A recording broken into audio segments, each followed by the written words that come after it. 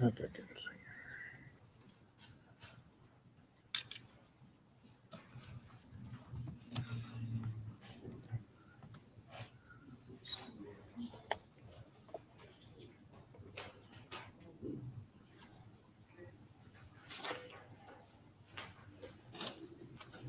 we're kind of moving into a new section of Genesis and the narrative here, and it's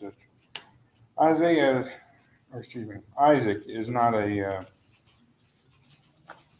developed figure quite as much as Abraham and his son Jacob are, Isaac's son Jacob. So it's kind of a little bit of a transition, but this chapter in particular is, I think, really a nice read.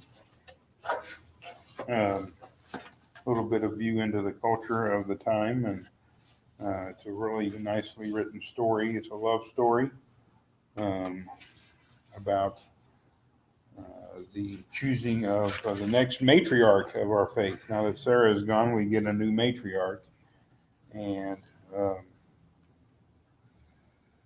he also gives us a little preview of coming attractions around a guy named Laban, and boy, that Laban's quite a character. But we'll kind of get introduced to him here. Let's go ahead and start by reading verses 1 through 9.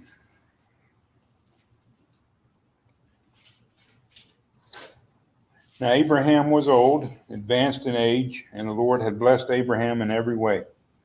Abraham said to his servant, the oldest of his household, who had charge of all that he owned, please place your hand under my thigh, and I will make you swear by the Lord, the God of heaven and the God of earth, that you shall not take a wife for my son from the daughters of the Canaanites among whom I live.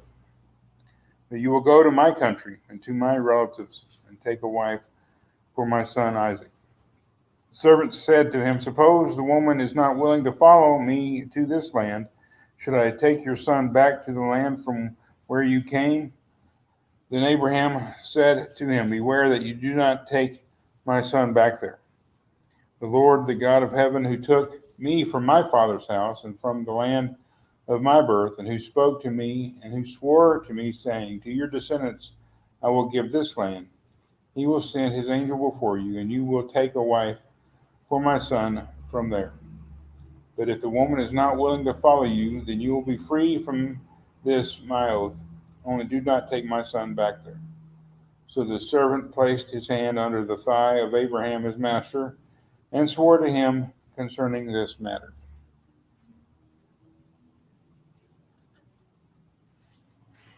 What do we think? They had some very strange customs. They get stranger. Well, yeah, I know they do, but you know, what happened to a good handshake? Yes, sir, I'll do what you know. But anyway. Yes, the handshake had not yet developed, I guess, so we were even in closer quarters. This is certainly someone that Abraham has a lot of confidence and faith in, but yeah, that's a little familiar, I guess. You've always got something to say, Mark, so what do you got to say? No. You know, it's interesting. You know, that he sent one of his servants to get a bride for his son. Of course, maybe he was, the first verse said he's old and well advanced, so he evidently didn't feel like traveling. So he sent his servant, who it says his chief servant, one that had charge of everything. So it's kind of a strange little story. You know, I had to. Is that how you got Karen? Your dad sent his head servant? I had to do the whole thing myself. You know, I mean, sometimes. You're all begging yourself, huh? Yeah, pretty much. Yeah, but I had to talk to her father, so you know, that part is still there. Well, it wasn't that far removed from home. I was thinking, I wonder how today's women would react to an arranged kind of transactional marriage like this turns out to be. And I thought, well, they probably wouldn't like it very much. But then I thought, sending his servant, well, that might smooth things over a little bit. I mean, the servant rolls in, he's got at least one servant. So he brings a lot more than that. But Well, as the story unfolds, they figured out he's pretty rich. yes, yeah. The So, story unfolds, but they don't really have great thought of this. it starts out with that in the very first verse. Abraham has been blessed by God Right. in every way. So he is exceptionally wealthy. He has every possession, and he has children other than Ishmael and Isaac now, and or he will. He doesn't. I guess they didn't talk about that yet, but he is blessed in every way, and maybe not the best eyesight. He didn't want to pick out his son's wife for that. I don't know. Smokey Robinson. Who here knows who Smokey Robinson is?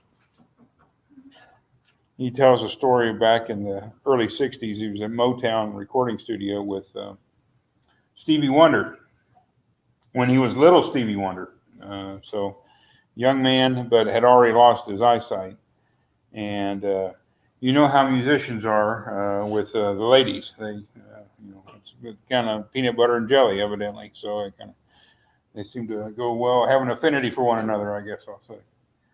But he was without sight already, and there was this girl, I guess one way or another he had become attracted to her. So he took Stevie took Smokey aside and said, "Is she good looking, Smoke?" Like, well, what do you care? So I don't know if that's politically correct or not. And Sherry tells me that whenever I have to ask if it's politically correct or not, the answer is no. But it was, I thought, a humorous story. Abraham had been told to leave his family, and he seems pretty, he's not going back there. And he seems kind of adamant that he doesn't want his son going back there either, I mean, if Isaac went back there and had seen Rebecca and fallen in love and has extended family there, it seems Could be a like temptation Abraham to- is very, like, we've been promised this land here in Canaan. This is where we're going to be. We're not leaving here, and I'm sure not going back to where God had told me to leave. So he might have had some reason for not doing that too. He didn't leave his land of his family to follow God and go through all the journeys and sojourns and hardships there to have Isaac end up back there. Yeah. That's a part that's really important to the story. A very important premise is that there's no chance for Isaac to return back to the ancestral lands of Abraham. He is not supposed to go there.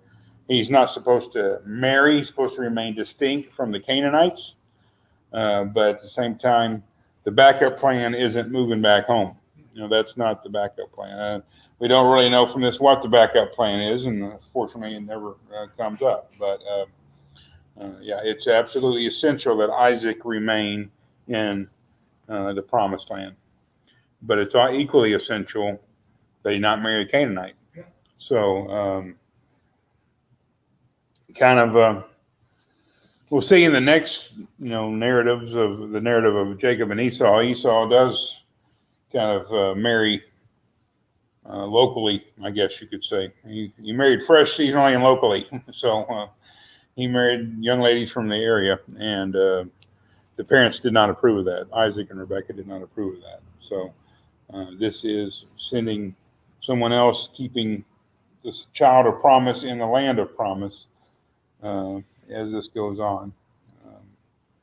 The two big themes of the chapter as a whole, we'll see these play out, are they're kind of related, but they're kind of distinct too, and that is the concept of blessing and the concept of prosperity. You probably remember me railing against the prosperity gospel, and I really believe that it's a very insidious false doctrine in so many areas of the world today that is being promoted by people who purport to be Christians. But it's not like they're taking it completely out of nowhere. I mean, there is concepts of God prospering his people in Scripture. And Abraham had been prospered. Abraham had been blessed. And in this context, prosperity is not so much what you have, it's what God is going to continually give you. God has blessed him and will continue to bless him. The ongoing blessing is this idea or the concept of prosperity, that what happens, what you do, God will take care of it. God will make it work. God will make it work out.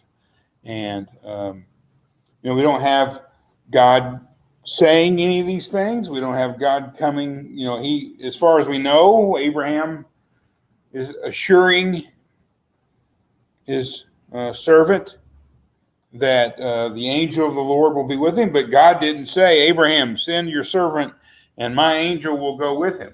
Abraham is saying this. And of course, the way it works out, it looks very much like Abraham has the authority at this point in his life, at least, to say what God is going to do. He's at the end of his life, a life of more or less faithful obedience to God, and he can, at least in some capacity, seemingly speak for God and tell others this is what God is going to do, a kind of a prophetic voice. And it's a kind of a neat thought that he was so in tune with God's will, and realizing that it's so important for my son to marry, but also for him to marry the right kind of girl, and also, though, to continue to dwell in the land. All of these things are going to happen. That makes it complicated, doesn't it? Finding the right person, being able to live in the right place, all of these things, everything's at stake here. And it's very important who Isaac marries. His bride choice, this is in a sense, by having Ishmael, Abraham delays, and other children, I guess you could say, but Abraham delays the main line of the family of faith a generation. But then you could also say that it happens with Isaac and Rebekah, since they have Jacob and Esau. But that the real family of faith, in a sense, exclusively begins with Jacob and his wives and concubines and their children, because that's where the 12 tribes come from, right? So Esau's line, Edom, the Edomites are relatives, but contentiously so with the Israelites. And Ishmael, many nations, a lot of people from him as well. They don't all get along with the Israelites, certainly not all the time. So it is absolutely essential, really, for Isaac to marry the right kind of girl. Hello, Mindy. Mindy's home, so she's being a good girl. Darius and Ann, so they nod. You check in. You're okay now. You talk about repeated stuff, and in the Bible, throughout the Bible, it seems like if something is repeated, or it is repeated, so that it must be important if it's repeated. And I notice in here that the whole story is repeated, conversation and everything. Oh, okay. Yeah, that what happens gets retold shortly thereafter.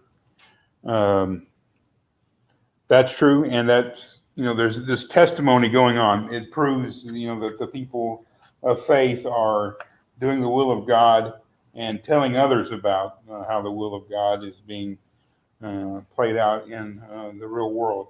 as far as themes in the Bible being repeated over and over again, it kind of helps. If you presume and are comfortable with the knowledge that God is with one person, and then someone else has a similar experience, it tracks along that same line, it's a sign that God is with that person too. And God is with Isaac in the way this marriage comes about, and he gets Rebekah. Esau doesn't marry in the same way. Jacob marries in a similar way. He doesn't send a servant. Jacob goes, right? He goes back to Laban to get married, and he finds his wives there. So it's these repeated themes and the way they tell a story. Maybe we wouldn't do that today in our storytelling, that we wouldn't tell what happened and then tell someone else talking about what just happened. Because we got to get a commercial break in there some way. That's taking up a way to make money. It just costs more money. But if these stories are being told primarily orally first around the campfire and everything, they are, we got to get through one night. We got the next night. We got the night after that. So stretching them out a little bit and fleshing them out, and it's not a bad thing. So that's kind of part of what's going on here, I think. So, okay, verses 10 through 14.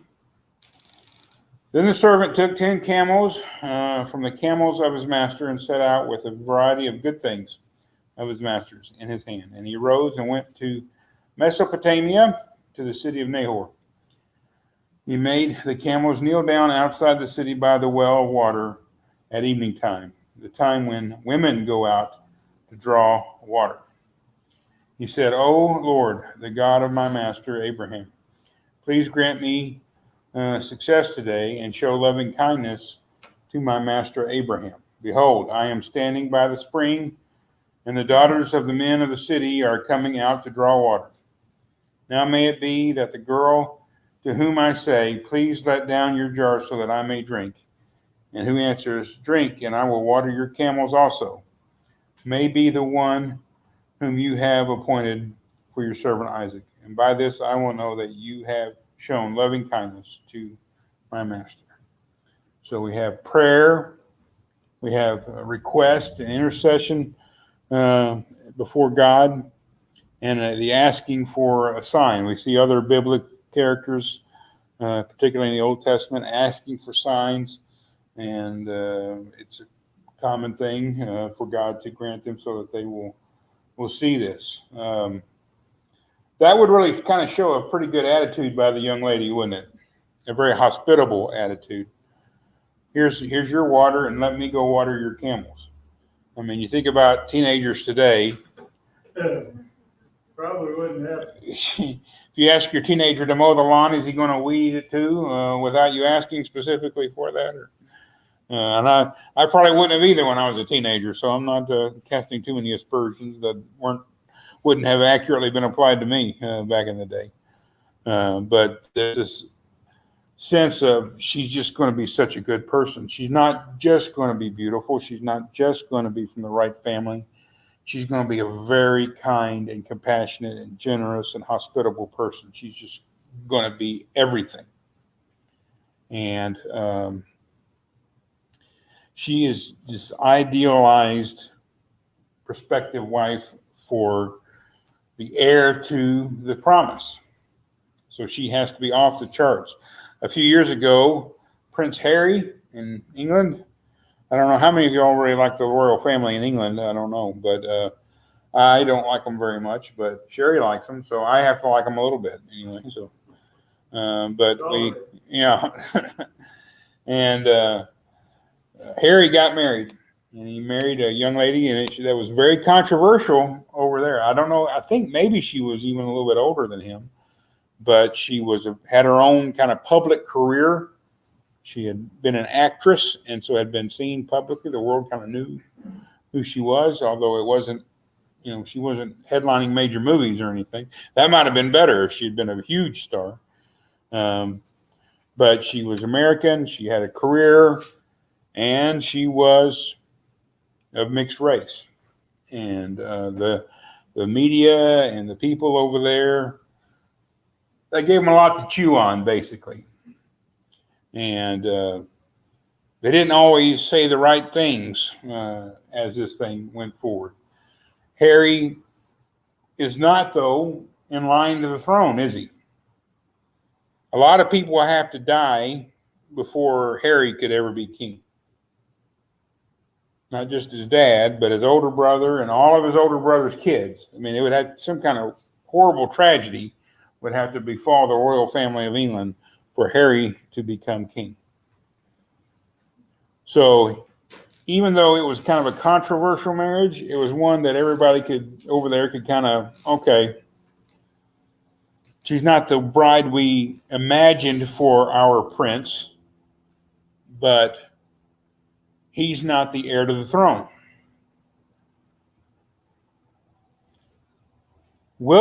Prince William, who is the heir to the throne, also married I think both ladies are very lovely. He married a lovely young lady. I don't know too much about, them personally, but she was a more traditional bride for a prince. She was English. She had been basically off the public radar, other than at times I think they dated for a while, broke up for a while, and then got back together and got married. So other than as being his girlfriend before this, she wasn't a really well-known figure, certainly not international. That's who William can marry. That's the kind of girl William has to marry, because he's going to be the king one day. And his children are going to be kings or queens one day. Rebecca is like that. She's going to be the queen one day. And with Sarah dead and with Abraham old, it's not going to be too far away. She's going to be the next matriarch, in a sense, the next queen of the people of Israel very quickly. So she has to be exceptional. She has to be basically perfect. It's funny that, when you're making these comparisons, Rebecca was brought to him. Here, I think so much about him, I forgot her name already. Took Harry back over here to the homeland. Yeah. So I mean, you could say for Harry, maybe he got to escape from being an active part of the royal family. I don't know. But maybe she delivered him and saved him. I don't know. On the other hand, from what we can tell, she basically never really fit in and didn't like what was, that life that was given to her over there. So, yes, Rebecca is going to be called to leave her family and go and be with Isaac's, and Isaac is forbidden to come back to her family. So this is very much going to be a calling for Rebecca. This is going to be, if you ever marry a girl that hadn't given up on being the daughter of her parents first, it's a tricky thing. Not that I know too much from personal experience, but it's I've seen it and talked to couples and everything where,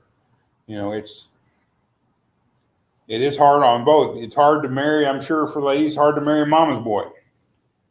And it is hard for men to marry a daddy's little girl.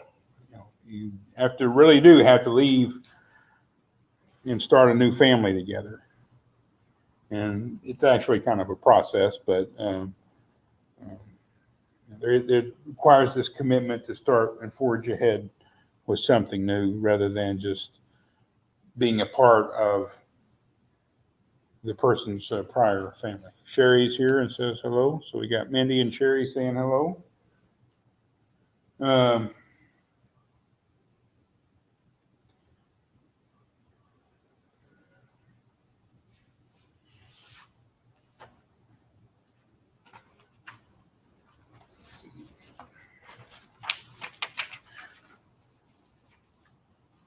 We have, I don't know if we're going to get into the next section or not.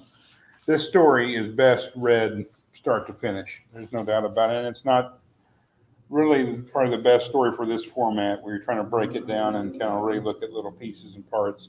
It's a romantic love story and kind of a rom-com, really. There's some humor there and everything, but it's to kind of break it down a little bit, we see that in verse 12 and verse 14 both, the servant invokes the word chesed, which I've talked about before, but chesed is a Hebrew word for the love God has for Israel. And that's steadfast love, loving kindness, merciful love, kind of a nurturing love that goes on and on. It's not really, you can't just plug and play one English word that equals chesed.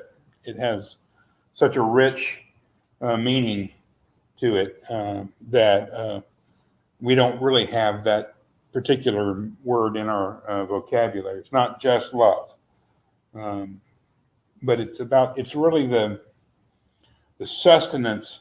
It's what keeps Israel as being God's people. Without God's chesed, they would cease to be God's people. They need it. They desperately need. And we were teasing Mark before class. He's talking about the class is fogging up, and every time he breathes, and I said, "Would you rather breathe or see?" And you need to do both if you can. Some people get through life without the gift of sight, and they're able to overcome that challenge. Not too many people get through life for very long without the ability to breathe, do they? So I guess it's more important to breathe than to see. But we need both. We need really to have a full human experience. We need all of the gifts God gives humanity. And if we don't get one of them, we lose one of them, then we're going to need probably some help to get along through life, or we'll have to really struggle and learn to adapt without that gift. We need all of those things. Well, God was their breath, their sight, their hearing. He was the source of the food they ate. He was the water they drank. He was their life. They lived as God's people because God made life possible for them. And God attempted, and at times did, make life easy for them, comfortable for them, blessed for them, where they had more than they needed. He certainly has done that with Abraham. He has given Abraham more than he needs.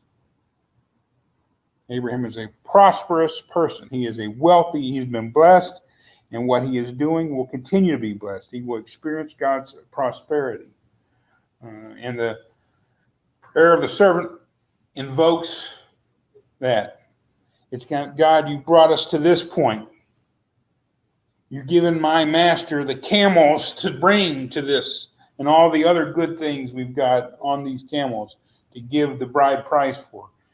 You've given him all this. Continue to bless, continue to make prosperous what is going to be happening here, and give me this sign. Let me ask for a drink of water, and I get the water, and she waters all my camels, or at least offers to water all my camels on her own. So really, he's asking for quite a bit. He's asking for an exceptional woman to come along. And I guess we will try to deal with the next section, verses 15 through 25. But he had to be scared to death. His master gave him this horrendous job. And he's got all these women coming in from the city. And he knows he's got to pick one out of the however many they are, which would be quite a lot. And how am I going to know which one I'm supposed to pick? And so he wanted a sign so that he could be sure he did his job right. And in the ancient world, even though there's the language about Abraham saying, if she doesn't come, just come back or whatever, kind of you're released of the oath and everything. In the ancient world, a slave serving his master, you don't make your master happy. You don't do you don't accomplish his stated desire. It may not go well for you when you go back. You go back and say, well, I swung and missed, and there were all the girls there were ugly or whatever. It's there's no guarantee that it's going to end well for the servant. So I think you're right that there is this, if not fear of Abraham, certainly a strong desire to please Abraham, to accomplish the task his master has set for him. That he, to himself, that he'd do the wrong thing, because he wanted to do the right thing, and he just didn't know whether he could or not. Please help him. He's afraid of having to go into another oath with Abraham and having to grab his thigh again. So, it's let's make this a one-time thing. So, there is, they're telling their story and they're setting it up. Every love story has a little bit, are they going to get together or not? Is it going to work out or not? If they just meet, fall in love, and there's no obstacles before them right at the beginning, well, that's not really a love story, is it? She has to run out of the ball, leaving her slipper behind, that kind of thing. There's got to be something that happens to create at least the apprehension that they're not going to get together, that it's not going to work. And the slave gives us that, the story, the interlude here of the slave praying and worshiping gives us that desire, but a tinge of uncertainty too, at least a tinge of uncertainty that, I've got to bring God in on this. I'm not going to work this out completely on my own. That's how I can know it will work out, is if God gives me this sign. So he's been assured by Abraham that the angel of God will be there to make this work. And he's saying, okay, I'm calling it in now. This is it. I'm where I'm supposed to be, doing what I'm supposed to be doing. So your turn now, God. Okay, we'll read through 25 and talk about it. We may come back to this section, 15 through 25. May come back and talk about it some more next week. Before he had finished speaking, behold, Rebekah, who was born to Bethuel, the son of Milcah, the wife of Abraham's brother, Nahor, came out with her jar on her shoulder. The girl was very beautiful, a virgin, and no man had had relations with her. And she went down to the spring and filled her jar and came up. Then the servant ran to meet her and said, please let me drink a little water from your jar. She said, drink, my lord. And she quickly lowered her jar to her hand and gave him a drink. Now, when she had finished giving him a drink, she said, I will draw also for your camels until they have finished drinking. So she quickly emptied her jar into the trough and ran back to the well to draw, and she drew for all his camels. Meanwhile, the man was gazing at her in silence to know whether the Lord had made his journey successful or not.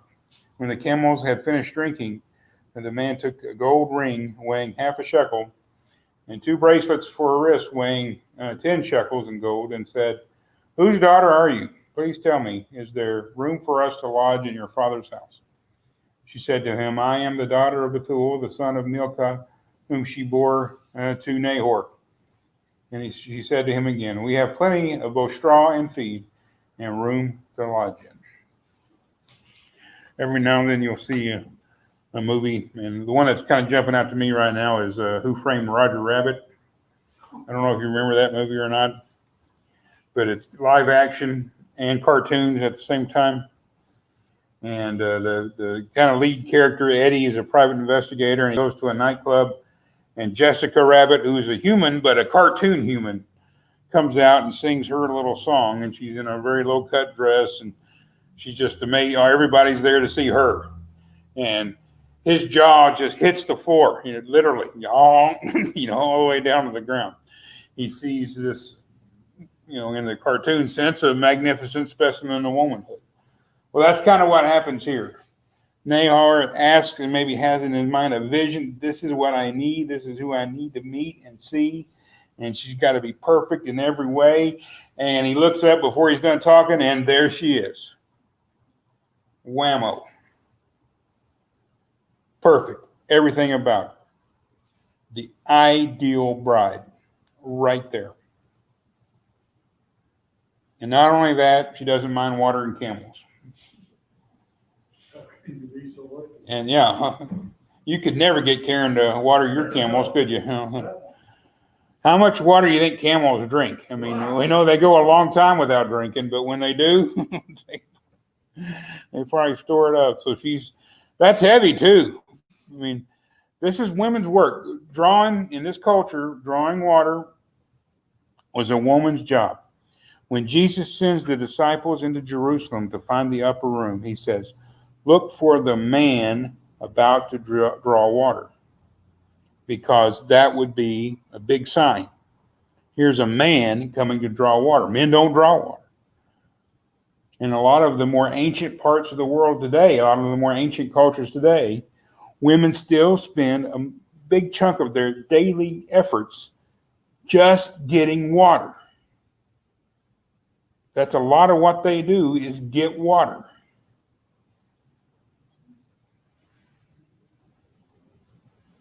And this woman gets the water she needs for her family. She gets the water this guy needs, and then waters all 10 camels. In a culture that values this and requires this, she just passed the test in flying colors. Now, I'm not saying that's a sign. We need to go back to all that. You know, I like being able to go to the tap and just turn on water and get nice clean water whenever I want. But that's a luxury that more developed countries have, and a lot of, even in countries that have it, sometimes there are people that don't have it out in the more remote parts of that country. So, I mean, this is not a scene that you couldn't see today in the world. A woman coming out to get water. Maybe she was out there in the morning for the day's water, and now she's coming in the evening to get the evening water for the evening meal, for the evening water needs. And she's everything else too. I mean, she is exactly what the doctor ordered. I mean, here she comes. This is the prescription for Isaac's blues later on, right here. And we see the emphasis on her virginity. She was a virgin, and no man had ever had relations with her. So, kind of emphasizing that. That's something, again, that's kind of desired and promoted in traditional Judeo-Christian contexts. You know, we take that from scriptures, our scriptures. Remember, Rebecca is not coming out of the family of faith. She's marrying into the family of faith. She's related to the family of faith, but she's not a part of the family of faith. And the idea of her virginity completing or being a big part of the picture of her as the perfect wife is something I'd like for you to file back in your head. And we're going to get a story on down the road a little bit where that becomes a very important part of another story. So we can kind of keep that in mind. But she's just ticking all the boxes. She is. It's like when you're house hunting and you find a house that has everything you want and it's $100,000 under budget. You know, some can't imagine paying $100,000 for a house, but if you can't imagine paying $100,000 for a house, you hadn't bought a house in a while. So this is everything we want, under budget, substantially. We're great. We're going to go forward. So it's working out really well. She's on top of everything, very hospitable. And that is really a mark, particularly in the Old Testament, of God's people. Abraham was hospitable. The people show up. He's running around, the man of the house. The paterfamilias is running around, putting the meal together, basically. Maybe he's just barking out orders, but he's got to go from to and fro to do it. And then here again, she's going to be in the family of faith. She's going to be Abraham's daughter-in-law. She needs to be hospitable too. And she is exceptionally hospitable. She's speaking for her father. I think it's a really nice scene because even though she's doing these kind of womanly things that are maybe considered sexist in our culture today, she seems empowered too, though, doesn't she? She's a young woman, a daughter still living in her parents' house, and either she has the authority to invite this guy home with her or bring him home with her, or she just knows her family is not going to have a problem with this at all. Sure, come on. We got lots of room, lots of straw. It'll be fine. And what a beautiful and hospitable picture of this young lady as it enters the story. She's becoming a part of the family of faith, this matriarch of our own faith. So, anyone else have any thoughts? And well, I held you over, but I kind of wanted to at least go through that section briefly.